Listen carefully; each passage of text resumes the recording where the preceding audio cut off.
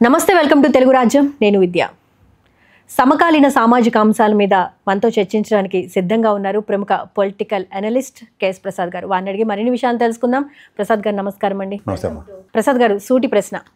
తెనాలిలో జగన్ పర్యటన, ఈ నేపథ్యంలో జగన్ ఏదైతే అనుకుని ఆ టూర్ని ప్లాన్ చేశారో ఆ హైప్ క్రియేట్ అయ్యిందా? ఆ ఇమేజ్కి రీచ్ అయ్యారా? ఏమనుకుంటున్నారు మీరు? హైప్ క్రియేట్ అవ్వడం అన్నది నేను ఖచ్చితంగా యాక్సెప్ట్ చేయను. ఎందుకంటే ప్రజాస్వామ్యంలో ప్రజలు చూస్ చేసుకుని ప్రజల్లోంచి ఆవిష్కృతుడైన ఒక ప్రజానాయకుడికి హైప్ క్రియేట్ చేసుకోవాల్సిన అవసరం లేదు. అతను రీసెంట్ పాస్ట్లో ఎలక్షన్స్ ఓటమి 11 స్థానాలు తదనంతరంలో ఆయన బయటకు వచ్చిన ప్రతిసారి జనస్పందన అన్నది నా భూతన భవిష్యత్ అసలు ఊహకు అందని విధంగానే ఉంది. ఉదాహరణకి రాప్తాడులో ఆయన్ని నిలువరించే కార్యక్రమంలో హైవేల్లో దిగ్బంధనాలు చేస్తే కూడా 1200 మంది పోలీసులు పెట్టి పొలాలు గడ్డుగా వెళ్ళి అక్కడ ఆ చనిపోయిన వాళ్ళకి సంఘీభావం ప్రకటించడానికి వెళ్ళినప్పుడు జరిగిన ఉదంతం చూస్తే ఇవన్నీ అసలు అనవసరంగా కొన్ని ఛానల్స్ ఒక డిమాండ్ చేయడానికి చేస్తున్న ఒక ప్రయత్నంలో అది కానే కాదు. ఫస్ట్ ఆఫ్ ఆల్ ఇది డిజైన్ ప్రోగ్రామ్. అక్కడికి వెళ్తున్నప్పుడు అది ఇరుకు సందుల్లో ఖచ్చితంగా అంతమంది జనాలు గ్యాదరింగ్ అన్నది ఖచ్చితంగా ఉంటుంది. రెండోది ఏంటంటే మీరు ఆ కాన్సెప్ట్లో తెనాల్లో జరిగిన అంశం వ్యవస్థ ఆ విధంగా రాక్షసంగా కర్కశంగా ప్రవర్తించడం పట్ల అతను డిసెంట్ తెలియజేయడానికి వెళ్ళాడు. ఎందుకంటే ఆ పిల్లలు చేసింది పూర్వపరాలతో నాకు సంబంధం లేదు, బట్ వ్యవస్థని చేతిలోకి తీసుకోండి. ఎందుకంటే గౌరవ న్యాయస్థానాలు శిక్షలు ఖరారు చేస్తాయి.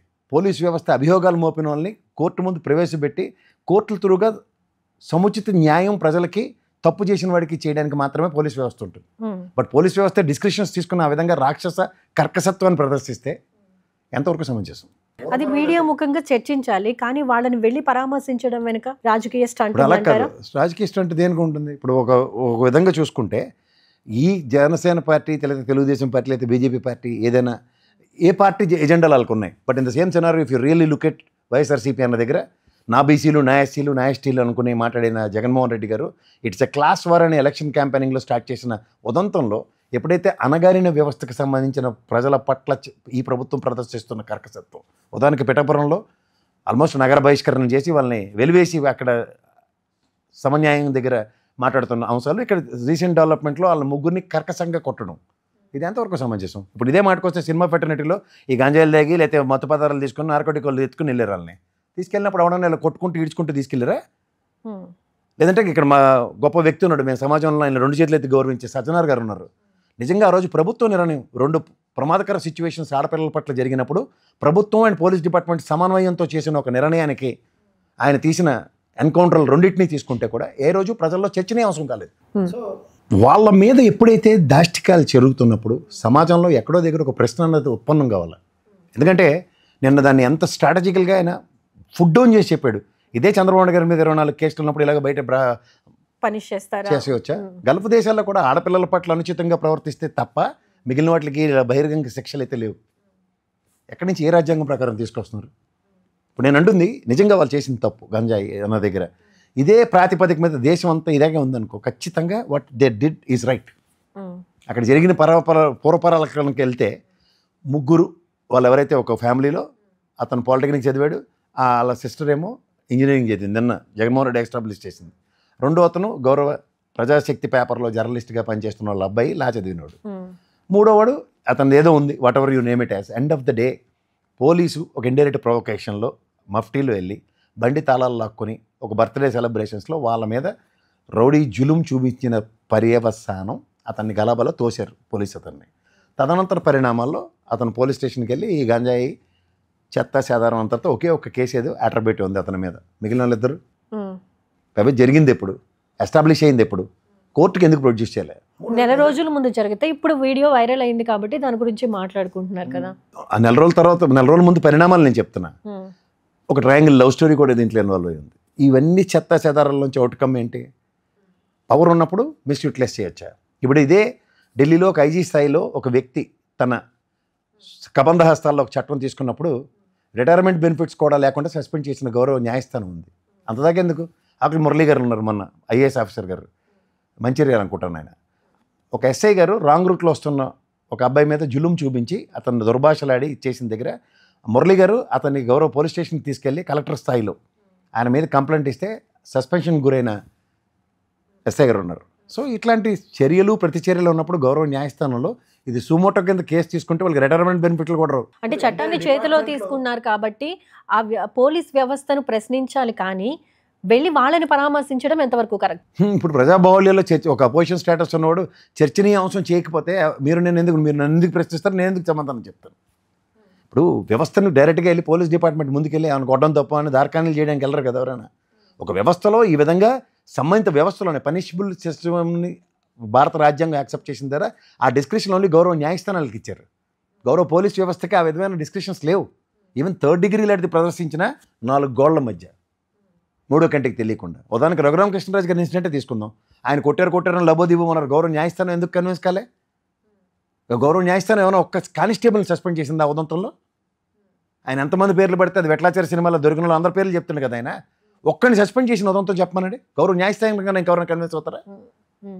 సో ఇవన్నీ మనకి సోదాహరణంగా కళ్ళ ముందు కనబడుతున్నప్పుడు ఇప్పుడు ఈ మాటకు వస్తే మన లోకేష్ గారు హెలికాప్టర్ వేసుకుని మరీ వెళ్ళారు. ఎక్కడ ప్రకాశం జిల్లా దగ్గర, నెల్లూరు జిల్లా దగ్గర ఒకరిని చంపి పడేసారు పైశాచికంగా కత్తులతో పొడిచి. ఎన్ని రౌడీ షీట్లు ఉన్నాయి అతని మీద? 25 కేసులు పైన ఉన్నాయి. చదివి వినిపించమంటారా? అంటే ప్రజాస్వామ్యంలో వాళ్ళు చేస్తే అన్ని రైటు, యువతలు చేస్తే తప్ప. జగన్ గారు ఒకటే క్వశ్చన్ చేస్తున్నారు, చట్టాన్ని చేతుల్లో తీసుకోవడం ఎంతవరకు కరెక్ట్ అని. దీన్ని ఎందుకు ప్రోపకాండ చేస్తున్నారు అంటే వెనకాల ఉండి వీళ్ళు రాజకీయ స్టంటుల్లో భాగం, లేకపోతే దళితుల కోసం, లేకపోతే ఓటు హక్కు కోసం ఇదంతా ఓటు బ్యాంక్ రాజకీయాలను చేస్తున్నారు జగన్, ఏమంటారు? 5 ఏళ్ళు బట్టి చేసిన పని అదే కదా. ఆయన నా ఎస్సీలు, నా బీసీలు, బిలో పవర్టీలో ఉన్న అందరికీ సంక్షేమం 98% ట్రాక్ రికార్డ్ అదే కదా ఆయన గవర్నమెంట్ సక్సెస్. ఇప్పుడు ఇవాళ ప్రజాస్వామ్యంలో ఆయన ప్రభుత్వం ఉదాహరణకి వీళ్ళెవ్వరినీ పట్టించుకోకుండా ఒక సంక్షేమం చేయకుండా ఇప్పుడున్న ఈ సంవత్సరం పార్టీలు చేస్తున్న పనిలా కూర్చుని ఉంటే మీరు ఏది చెప్పినా అది రైట్. కానీ అది జరగలే కదా. 5 సంవత్సరాల పాటు ట్రాక్ రికార్డ్ 98% సంక్షేమ పథకం అందింది.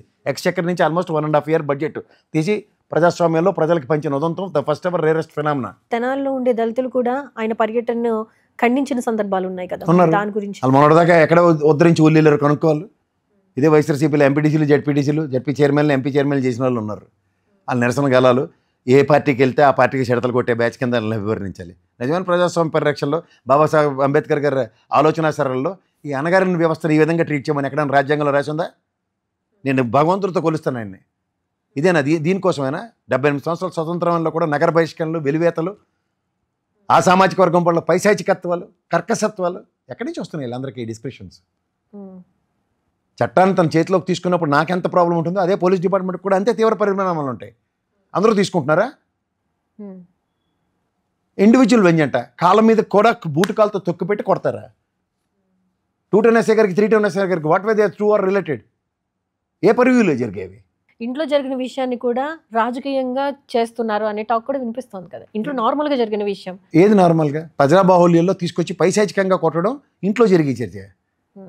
ఎవరైనా తప్పు చేస్తారా? మన సమాజంలో నేనైనా మీరైనా ఎవరో అతీతం కాదు చట్టానికి. తప్పు చేసిన వాడిని శిక్షించే అధికారం గౌరవ న్యాయస్థానానికి ఉంది, గౌరవ పోలీస్ డిపార్ట్మెంట్ ఉంది. I'm not contradicting that. But supporting system ఎట్లా అంటున్నాను. ఇప్పుడు మీరు వాళ్ళని శిక్షించే హక్కు మీకు ఎవరు ఇచ్చారు? గౌరవ న్యాయస్థానం డైరెక్షన్ ఇచ్చిందా? ప్రజాబాహుల్యంలో శిక్ష విధించండి, ఎక్కడ మన గల్ఫ్ తరహా శిక్ష అర్హుడు వీడు కొట్టండి అని చెప్పిందా? అంత మంచి పని చేసిన సజ్జనార్ గారే ఇవాళ ప్రజా సంఘాల దగ్గర అండ్ జాతీయ మానవ హక్కుల సంఘం దగ్గర పోలీస్ డిపార్ట్మెంట్లో ఎంక్వైరీలకు వెళ్తున్నాడు ఆయన. ప్రభుత్వ పోలీస్ డిపార్ట్మెంట్ సమన్వయంతో చేసిన దగ్గర ఎక్కడి నుంచి వస్తున్నాయి వీళ్ళందరికీ సూపర్లేటివ్ డిగ్రీస్, సూపర్లేటివ్ డిస్క్రిప్షన్స్? అదే ప్రశ్నించబడుతున్నాయి. సో ప్రభుత్వం ఎలా రియాక్ట్ అవుతుంది అంటారు? ఏం రియాక్ట్ అవుతుంది? అనితమ్మ గారు ఏమని రియాక్ట్ అయ్యారు? ఆవిడ అదే దళిత సామాజిక వర్గానికి చెంది ఆ దళితుల మీద జరిగిన దాన్ని పోలీసులు చేసింది రైటు రాంగు అన్నీ బయాస్డ్గా మాట్లాడుతుంటే కాంట్రడిక్టరీ స్టేట్మెంట్స్ ఎక్కడి నుంచి వస్తున్నాయి? ఎందుకు వస్తున్నారు వాళ్ళు? నిజంగా చెప్తున్నాను, ఒక శిక్ష గౌరవ న్యాయస్థానం కనుక వాళ్ళు చేసిన తప్పుని బహిర్గతం చేసి ఈ శిక్షకు వీళ్ళు అరువులు ఏ శిక్షను విధించండి, మేము ఎవ్వరూ దాన్ని మాట్లాడే హక్కు స్థాయి కూడా లేదు. బట్ ఇది ఎక్కడ? ఇది ఒక పైశాచికత్వం, కర్కసత్వం, రాక్షసత్వం ప్రజాబాహుళ్యంలో ఒక పోలీస్ వ్యవస్థలో తక్కువ స్థాయి సిఐ స్థాయిలో పనిచేస్తున్న ఇద్దరు చేసిన పైశాచికత్వానికి ఎంటైర్ పోలీస్ డిపార్ట్మెంట్ వాళ్ళు ఆక్షేపించబడుతుందంటే ఇదేనా రెడ్ బుక్ రాజ్యాంగం అన్ని దగ్గరికి ఇంటర్లింక్ చేసి ఇవే మాట్లాడుతుంటే? రెడ్ బుక్కి భయపడి జగన్ కొన్నిసార్లు వెనక్కి తగ్గుతారు. ఎవరికి భయం పడతాడమ్మా? ఇది ప్రజాస్వామ్యం. ఎవరెవరిని తాత్కాలికంగా లేవని రాజకీయ వ్యవస్థల అశోకుడు మగధీరులాగా మొత్తం సినిమాలలో మొత్తం కాంకర్ చేసేసాను, తర్వాత చిరస్థాయి దాకా నేనే ముఖ్యమంత్రి లేదా నేనే ముఖ్యమంత్రి కొడుకున్న రాజ్యాంగాలు ఉన్నాయి ఎక్కడైనా? 5 సంవత్సరాల తర్వాత రాజోడు మంత్రివాడు తెలియని పరిస్థితుల్లో ఎవరి పరిధిలో ఎవరు ఎలా ఉండాలో అన్నది విధానాలు తర్కాణం అయిన తర్వాత రాజ్యాంగం పరంగా ఏం పని చేస్తున్నారు వీళ్ళు? సరే, తెనాల్లో పర్యటనకు కానీ లేకపోతే పరామర్శకు కానీ జగన్ వెళ్ళొద్దంటూ కార్యకర్తలే చెప్పిన సందర్భాలు ఉన్నాయి, అయినా జగన్ వినలేదు. నేను అదే చెప్తున్నాను. ఎవడో 4-5 కార్యకర్తలు అంటే వాళ్ళందరూ ఏ పార్టీ నుంచి ఏ పార్టీలో గెంతేశారో విత్ సబ్స్టాన్షియల్ ఎవిడెన్సెస్తో ఉన్నాయి. ఓకే, నేను మొన్న ఎంపీటీసీలు జెడ్పీటీసీలు వేలంపాట్లో కొనుక్కున్న వాళ్ళందరూ ఇవాళ అవతల పార్టీకి వెళ్ళి వాళ్ళ పార్టీ గలం తప్ప ఈ పార్టీ గలం ఎలా అనిపిస్తారు? ఒక దళిత మహిళ ఏంటి, దళితులు తంతే కూడా ఆవిడేమో ఈ ఇప్పుడు రూలింగ్ పార్టీకి అనుగుణంగా మాట్లాడుతూ నిన్నటిదాకా వైఎస్ఆర్సీపీలో ఉన్నాడే. What's our capacity and what's our loyalty to their at least their community. ఫైనల్గా ఒక విషయం చెప్పండి, ఈ పర్యటన లేకపోతే ఈ పరామర్శలు పార్టీకి ఎంతవరకు బలం చేకూర్చాయని మీరు అనుకుంటున్నారు? పార్టీకి బలం ఏంటమ్మా ఇప్పుడు సమాజంలో కొన్ని, ఎందుకంటే వెనకాల ఉంది దళితుల కోసము లేకపోతే ఓట్ల కోసమే జగన్ ఇటువంటి పరామర్శలు చేశారు. కాదమ్మా, ఇప్పుడు మన కుటుంబంలో ఎవరైనా మా కుటుంబంలో ఎవరు చనిపోతాడు, నేను వెళ్ళి వాళ్ళని పరామర్శించి వస్తే నాకు ఏమైనా గెయిన్ అవుతుందని వెళ్ళి పరామర్శిస్తామా? బాధ్యత అది. ఒక మనిషి కష్టంలో ఉన్నప్పుడు మన వంతు భోజనం ఇవ్వడం అనేది మన బాధ్యత. తప్పు మీద మాట్లాడడం వేరు, పరామర్శించడానికంటే ఆల్రెడీ ఆ నేర ప్రవృత్తి కలిగిన వాళ్ళని పరామర్శించడం వేరు కదా. వెనకాల నేనున్నాను, మీకేం పర్లేదు, నేను అండగా ఉంటానని చెప్పడం తప్పు కదా అని అంటున్నాను. అదేం చెప్పలేదు కదా అతను ఏం చెప్పాడు, వాళ్ళు ఏం చేశారో నాకు దానికి సంబంధం లేదు. బట్ సిచ్యువేషన్ ఈజ్ అబ్సల్యూట్లీ, చట్టాన్ని చేతిలోకి తీసుకోవడం విపరీతమైన చర్య, దాన్ని ఖండించడానికి నేను వచ్చాను. చట్టపరంగా వాళ్ళు ఇంకా ప్రూవ్ కాందే హౌ యూ ట్యాగ్ ఎలా వేస్తారు?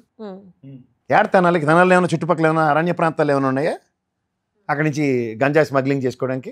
ఎందుకంటే జగన్ గారి హయాంలోనే వీళ్ళ మీద 7-8 కేసుల దాకా నమోదైనాయి అని చెప్పి. టాగుని తెలమా ఒక కేసు ఉన్నదో లేదో చూడమనండి ఒకసారి. ఛార్జ్ షీట్ దాఖలైందని కూడా వస్తున్నాయి వార్తలు. 3 ఒకడి మీద ఒకే ఒక కేసు పెట్టుంది. Really going to the details. So ఓవరాల్గా జగన్ చేసిన క్వశ్చన్ ఏదైతే ఉందో, అంటే చట్టాన్ని చేతుల్లోకి తీసుకుంటారా, దీని మీద క్లారిటీ అయితే మాకు కావాలి. అదే చెప్తున్నాను, చట్టంలో ఉన్న వ్యక్తులు చట్టానికి లోబడి ఉన్నంతకాలం గుప్పిడి మూసినట్టే.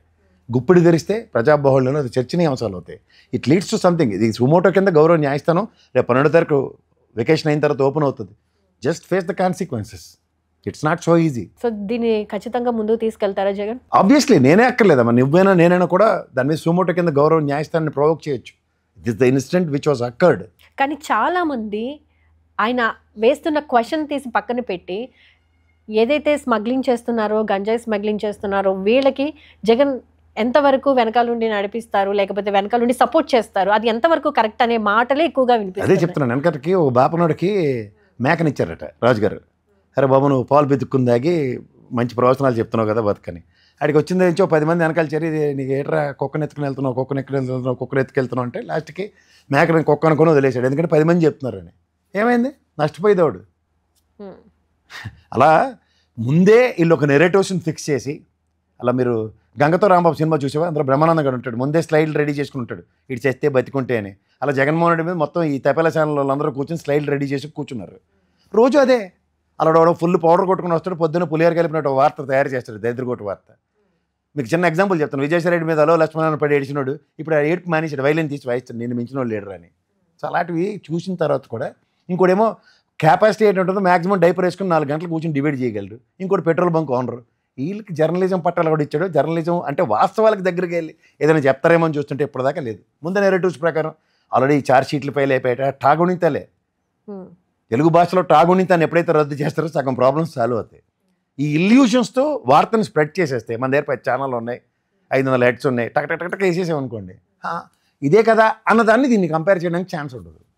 అది వాళ్ళ అడ్వాంటేజ్. ట్రాఫిక్ రూల్స్ కరెక్ట్గా పాటిస్తే లేకపోతే నలుగురికి ఉపయోగపడితే పోలీసులు వచ్చి సామాన్య జనాన్ని అప్రిషియేట్ చేయడం, దాన్ని వీడియో తీసి పోస్ట్ చేయడం ఇలాంటివి జరుగుతుంది. సో తప్పు జరిగినప్పుడు కొంచెం పనిష్ చేయడం కూడా జనాలు చూస్తే ఇలాంటివి చేయకుండా ఉంటారు అనే ఒక ఉద్దేశాన్ని క్రియేట్ చేయడం కోసం పోలీసులు అలా ప్రవర్తించారని అనుకుంటున్నాను. ప్రశ్నలోనే సమాధానం ఉందమ్మా. ఇప్పుడు నిజంగా నేను ట్రాఫిక్ రూల్స్ పాటించకుండా నాకు ఇచ్చేస్తున్నప్పుడు గౌరవ చట్టం ప్రకారం నాకు పనిషబుల్ క్లాజ్ ఏంటంటే పెనాల్టీ క్లాజ్ ఉంది. పెనాల్టీ వేస్తున్నప్పుడు నేను శిక్షించబడుతున్నా, కానీ పెనాల్టీ వేయకుండా నన్ను పోలీస్ కానిస్టేబుల్ నన్ను అక్కడ కొట్టడం, దిస్ ఇస్ నాట్ యాక్సెప్టబుల్. అదే ప్రశ్నిస్తున్నారు జగన్. ఓకే, దాన్ని అర్థం చేసుకోవాలి కానీ దీన్ని రాజకీయం చేయకూడదు అంటారు. రాజకీయం చేస్తే మీ కర్మ కర్మకి ఎవడ బాధ్యుడు. Right, thank you so much అండి. హలో, తెలుగు రాజ్యం ఛానల్ చూస్తున్నారా? సామాజిక రాజకీయ జీవన చిత్రణే తెలుగు రాజ్యం. అతిశయోక్తులు అసత్యాలు ఉండవు. రాజకీయ కోణం కాదు, ప్రజా కోణమే కొలబద్ద. తెలుగు రాజ్యం వీక్షణ మీ ఉత్తమ అభిరుచికి నిదర్శనం.